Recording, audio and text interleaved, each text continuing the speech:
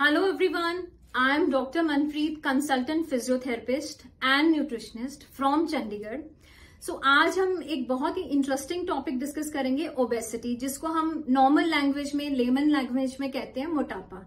और हम लोग इस चीज को बहुत लाइटली लेते हैं, पर मैं ये आप लोगों को बताना चाहूंगी कि ओबेसिटी एक ऐसा कॉम्प्लेक्स डिजीज है जो हमारी फिजिकल हेल्थ और मेंटल हेल्थ दोनों को ही अफेक्ट कर सकता है काफी लेवल तक। ओबेसिटी एक ऐसा डिजीज होता है जिसमें हमारे डिफरेंट पैरामीटर्स हैं वो अफेक्ट हो सकते हैं, और डिफरेंट सिस्टम्स हैं जो बॉडी के, वो भी अफेक्ट हो सकते हैं। तो बॉडी में 3 तरह के फैट सेल्स होते हैं।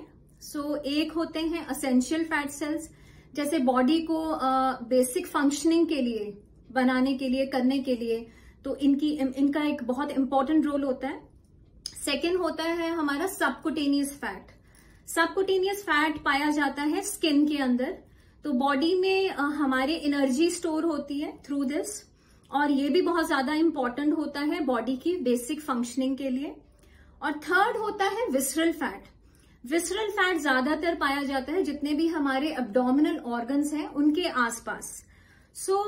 मैं थोड़ा सा ये बताऊंगी कि जैसे मेरे क्लिनिक में भी बहुत लोग आते हैं, पेशेंट्स आते हैं, तो उनको यही नहीं पता होता है कि हम ओबीज हैं या हमारे में मोटापा है नहीं है। हम किस तरह से कैलकुलेट करें ओबेसिटी को। इसका एक बहुत सिंपल सा फॉर्मूला है जिसको हम कहते हैं BMI। BMI means body mass index.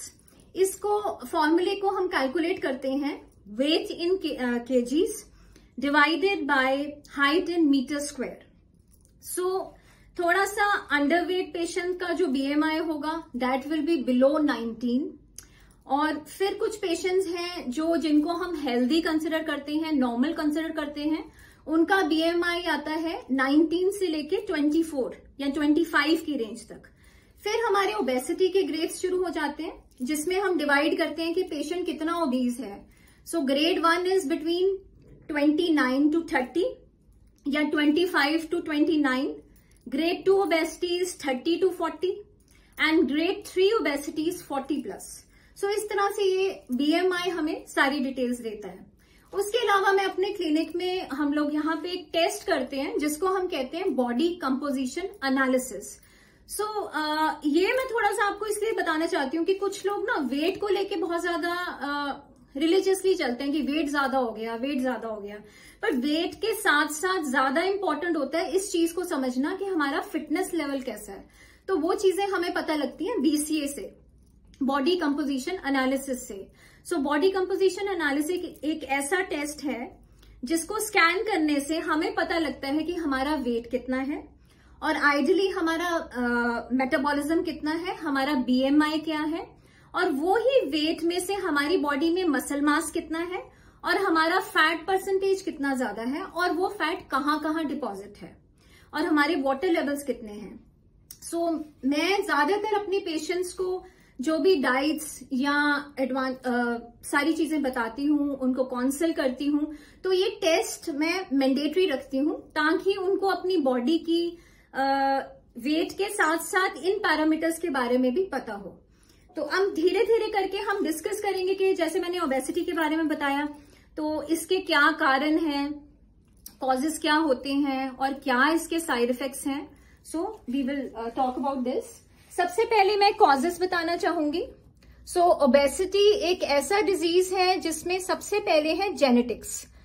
Hereditary involve है, यानी जिनके पेरेंट्स मोटे होते हैं तो ज्यादातर बच्चों में पाया गया है वो ओबीज होते हैं, और अगर वो बच्चे खासकर अपने लाइफस्टाइल को ठीक से ना रखें, वहां chances of obesity is very high. Second is over eating. बहुत ज्यादा बाहर का खाना खाने से या बिना कैलकुलेट करके खाना खाने से, अनहेल्दी ईटिंग हैबिट्स होने से वेट के इश्यूज बहुत ज्यादा आते हैं।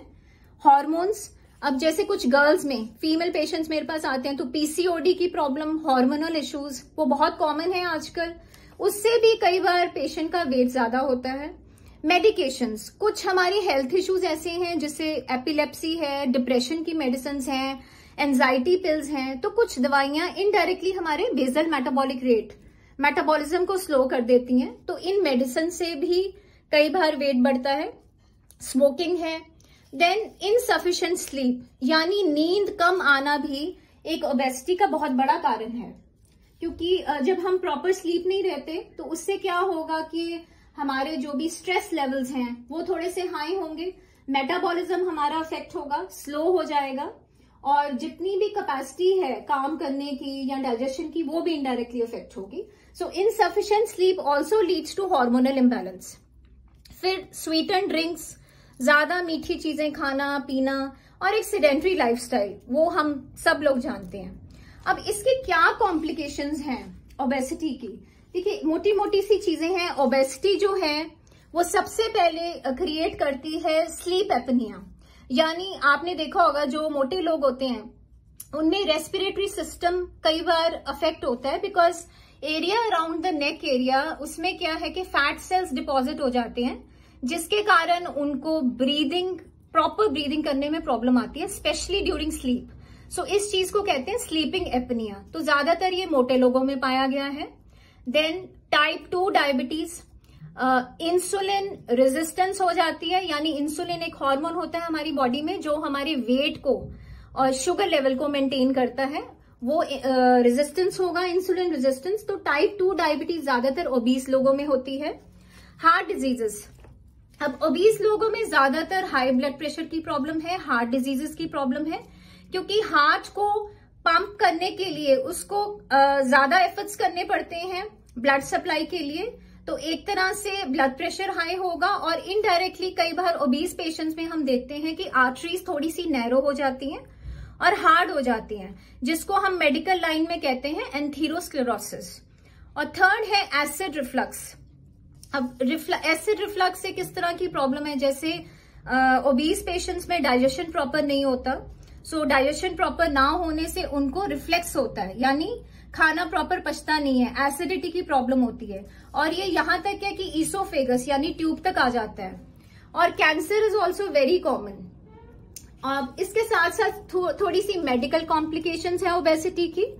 सो इसमें पल्मोनरी डिजीजेस, जैसे मैंने आपको पहले स्लाइड में बताया, ऑब्स्ट्रक्टिव स्लीप एपनिया।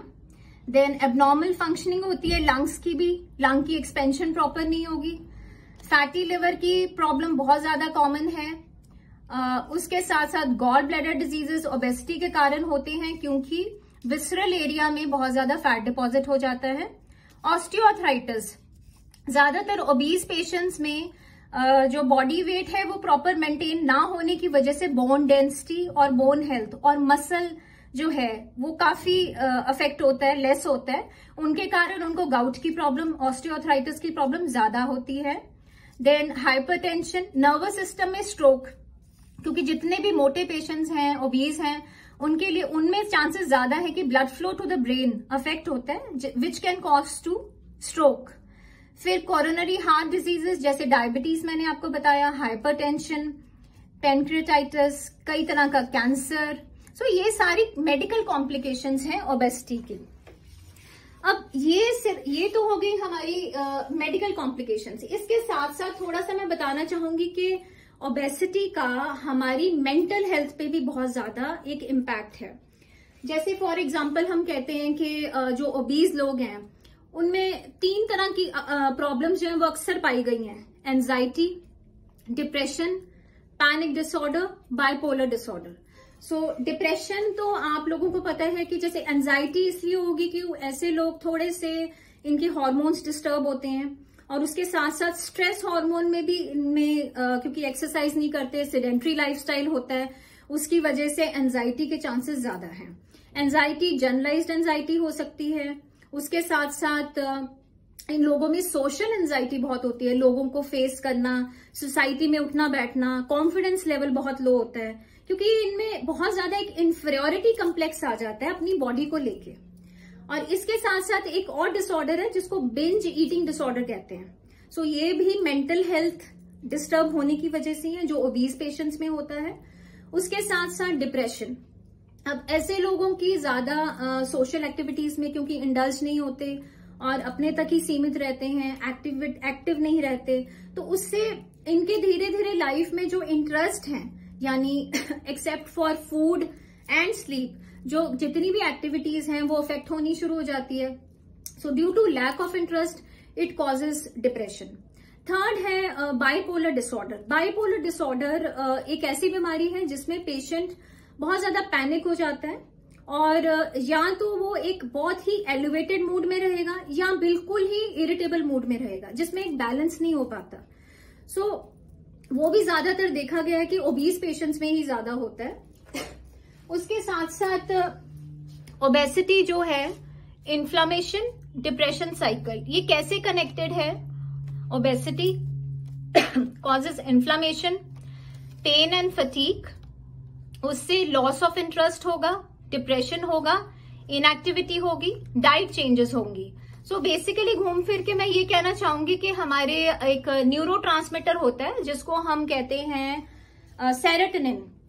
सो सेरोटोनिन का काम होता है बॉडी में हमारे मूड को, हमारी स्लीप को एक तरह से मेंटेन करना, और हैप्पी हार्मोन्स भी तभी रिलीज होते हैं जब हम एक्सरसाइज करते हैं, एक्टिव लाइफस्टाइल फॉलो करते हैं। तो ओबीज पेशेंट्स में ज्यादातर देखा गया है कि इनमें जो न्यूरोट्रांसमीटर है इसका लेवल काफी अफेक्ट होता है, जिसके कारण इनका नॉर्मल लाइफस्टाइल अफेक्ट होना शुरू हो जाता है।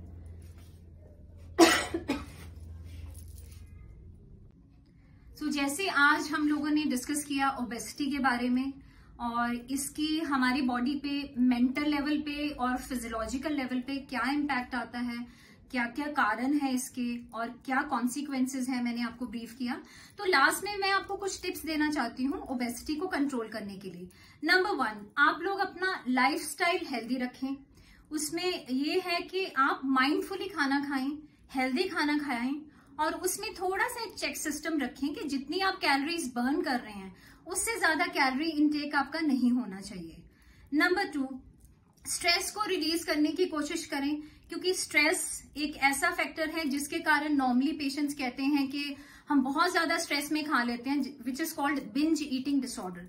तो माइंडफुली खाएं, हमेशा स्ट्रेस फ्री रहें, हेल्दी लाइफस्टाइल रखें, और उसके साथ साथ 3 आवर्स अ वीक हमने बहुत ज्यादा एक्सरसाइज नहीं करनी। सिर्फ अगर आप 3 घंटे निकाल सकते हैं एक्सरसाइज के लिए इन अ वीक, वो हमारी एक बॉडी को मेंटल और फिजिकल लेवल पे ठीक रखने के लिए सफिशिएंट है। और हमारा जो स्लीपिंग पैटर्न है वो भी बहुत ज्यादा हेल्दी होना चाहिए। जैसे आजकल के टाइम में ये है कि हम बहुत ज्यादा हाइपर माइंड के हैं, इस तरह से इलेक्ट्रॉनिक गैजेट्स को लेट तक यूज करते हैं, तो हमारी स्लीप डिस्टर्ब नहीं होनी चाहिए। तो कोशिश करें 7 आवर्स की, 6 to 7 आवर्स की जो प्रॉपर स्लीप है वो आप जरूर रखें, क्योंकि ओबेसिटी भी एक कारण है ड्यू टू स्लीपिंग डिसऑर्डर।